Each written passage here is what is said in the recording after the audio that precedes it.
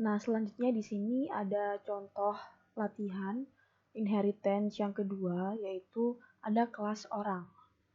Nah, dalam kelas orang ini, dia itu punya 3 variabel atau mendeklarasikan 3 variabel, yaitu variabel nama, tinggi, dan berat. Gitu. Nah, di sini juga ada 2 metode. Ada metode orang dan metode toString. Nah, di sini kita lihat kalau nama metode ini itu sama seperti kelasnya kan. Berarti di sini ini itu termasuk dengan metode khusus atau yang biasa disebut dengan konstruktor. Nah, kemudian di sini fungsinya dari konstruktor kemarin apa? Fungsinya yaitu untuk memberikan nilai awal, ya kan? Memberikan nilai awal pada masing-masing variabel yang ada di atas. Variabel nama, tinggi, dan berat, seperti itu. Nah, di sini ini kurang string nama seperti ini. Nah, di sini kalau semisal kita tuliskan seperti ini, berarti nanti namanya itu isi dari variabel nama, tinggi, dan berat yang ada di parameter ini itu akan diisi saat kita mendeklarasikan objek atau membuat objek, gitu kan? Seperti yang di pertemuan kemarin. Jadi saat kita membuat sebuah objek, maka harus kita beri juga isinya dari tiap parameter ini. Nanti kita beri contohnya gitu ya, yang di bawahnya. Jadi istilahnya sama seperti kemarin.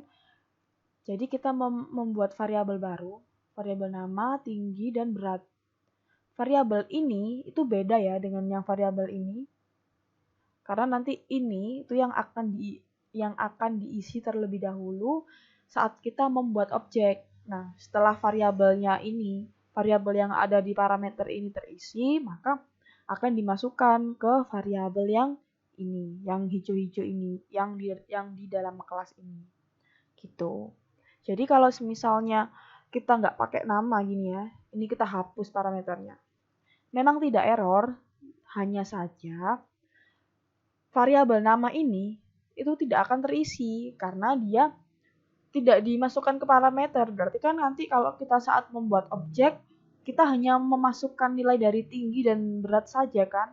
Kita tidak bisa memasukkan nilai dari variabel nama ini gitu. Jadi harus sesuai. Kalau misal ini ada nama, tinggi, dan berat, berarti yang di parameter juga kita masukkan seperti itu. Nama, tinggi, dan berat.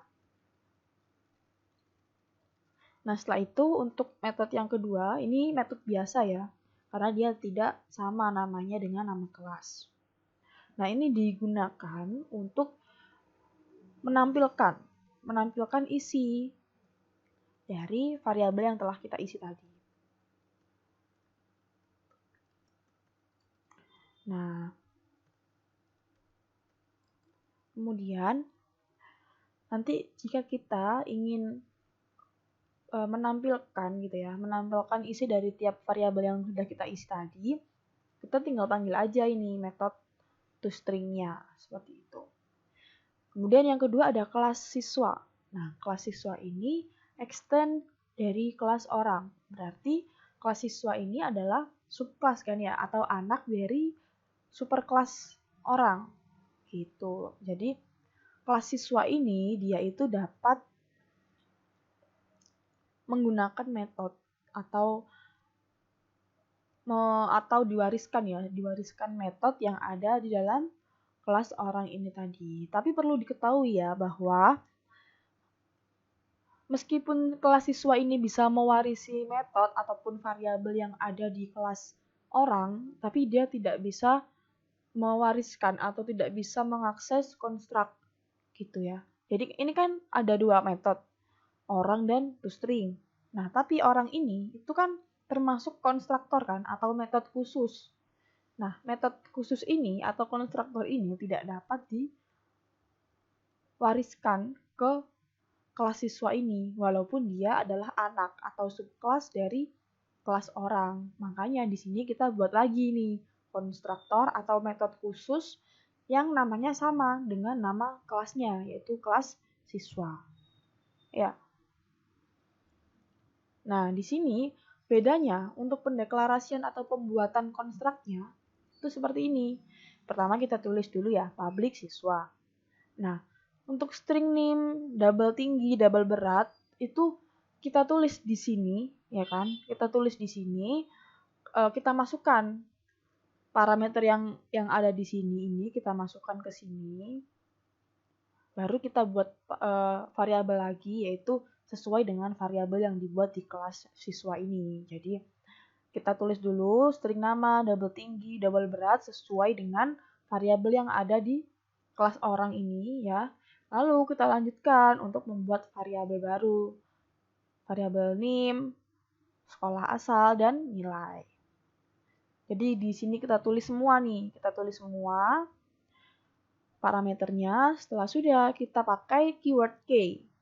Keyword maksudnya keyword dari super. Nah, keyword super ini maksudnya dia itu untuk memanggil tuh, untuk supaya kita itu bisa mengakses atau menggunakan variabel-variabel yang ada di kelas orang. Kan di sini kan variabel nama, tinggi, dan berat kan ada di variabel, maksudnya ada di kelas orang. Dan di sini kita super nih, super, nama, tinggi, dan berat, yaitu variabel-variabel yang ada di kelas orang tadi. Supaya nantinya kita bisa mengisikan itu semua gitu. Jadi kita tidak usah menuliskan satu persatu lagi, string nama, double tinggi, segala macam.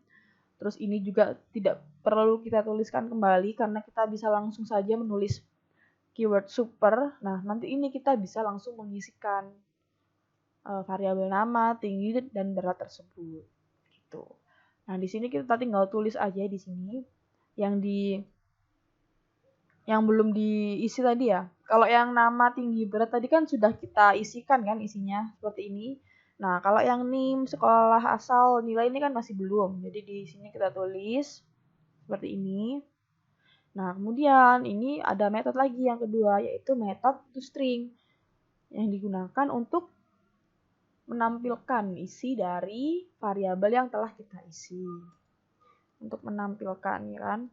Nah, di sini juga ada keyword super. Nah, keyword super ini sama kan fungsinya, yaitu untuk bisa memanggil atau agar kita bisa mengakses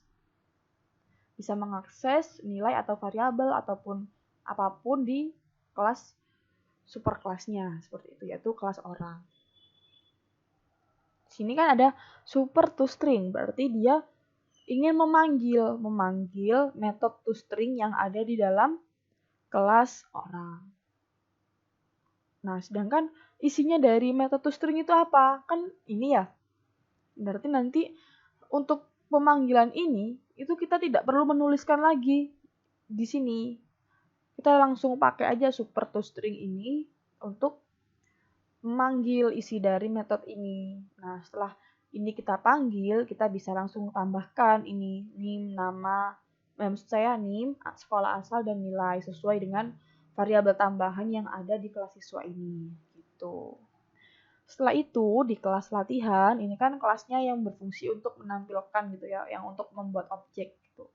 Nah, di sini kita buat ini objeknya, objek orang satu yang ada di kelas orang. Ini kurang ya, ini kan orang tadi ya. Jadi gini. Nah, berarti nanti objek orang ini itu dia akan merepresentasikan kelas orang, yaitu super kelasnya tadi. Kelas ini itu direpresentasikan dengan objek orang satu ini. Seperti itu. Nah, di kelas ini kan dia punya 3 parameter kan ya, yang harus diisi. Ada nama, tinggi, dan berat. Berarti di sini saat pembuatan objek kita juga harus memasukkan nama, tinggi, dan beratnya berapa. Gitu kan, sesuai dengan penjelasan sebelumnya. Kalau kalian masih ingat bisa dibaca-baca lagi.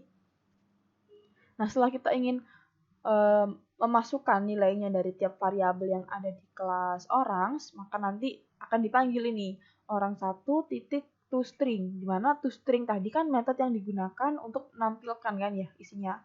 Nih, untuk menampilkan namanya siapa nanti dipanggil, tingginya berapa nanti dipanggil gitu kan. Nah, berarti nanti ini itu akan tercetak namanya Ani, tingginya sekian, umurnya, maksud saya berat badannya sekian gitu.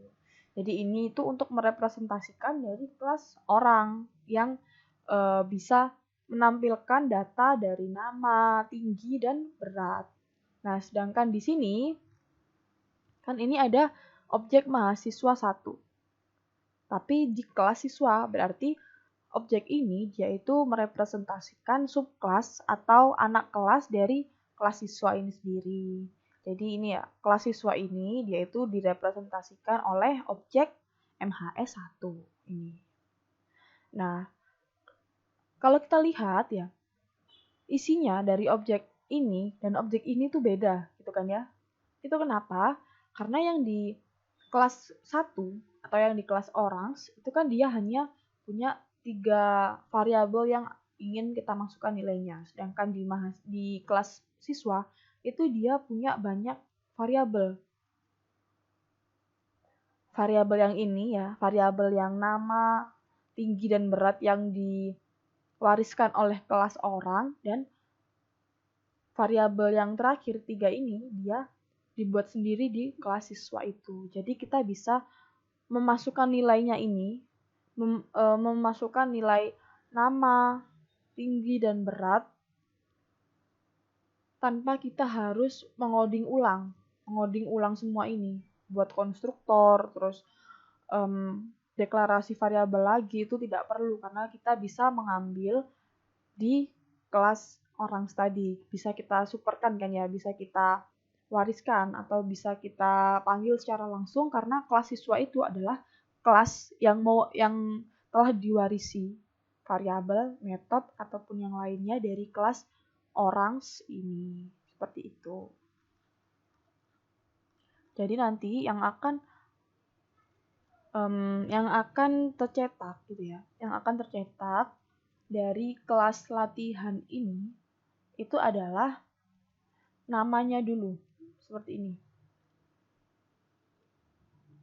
Nah, yang ini itu dia merepresentasikan data dari kelas orange atau kelas superkelasnya yang isinya itu cuma ada nama, tinggi, dan berat.